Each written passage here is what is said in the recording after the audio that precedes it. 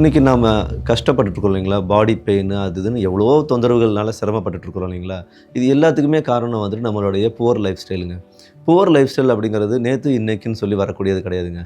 ஒரு ஒரு ஜேர்னியாக நம்ம கூடவே வந்துட்டு நமக்கே தெரியாமல் ஒரு பழக்கத்துக்குள்ளே வரக்கூடிய ஒரு விஷயம் தான். ஃபார் எக்ஸாம்பிள் காலையில் எழுந்திரிச்ச உடனே டீ சாப்பிட்றது, டீ சாப்பிடும்போது கூட பிஸ்கெட் வச்சு சாப்பிட்றது, பிரேக்ஃபாஸ்ட் பண்ணதுக்கப்புறமா ஸ்மோக் பண்ணுறது.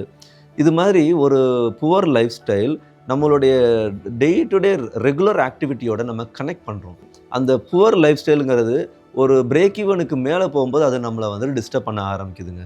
அப்படி டிஸ்டர்ப் பண்ணும்போது தான் நம்ம கிரானிக் டிசீஸ் அப்படின்னு சொல்கிறோம்.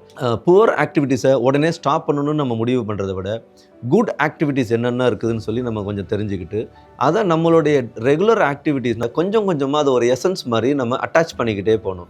அப்படி அட்டாச் பண்ணும்போது ஓவர் அ பீரியட் ஆஃப் டைமில் என்ன ஆகிடும்னா குட் லைஃப் ஸ்டைல் அப்படிங்கிறது வந்துட்டு பிளாசம் ஆகுங்க.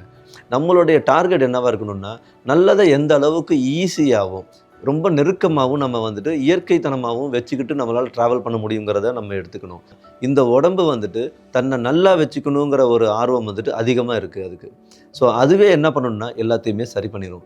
இந்த உடம்பு எல்லாத்தையும் சரி பண்ணுறதை நாம் டிஸ்டர்ப் பண்ணாமல் இருந்தாலே போதுங்க. அதுவே தன்னாவே வந்துட்டு சரியாயிடும்.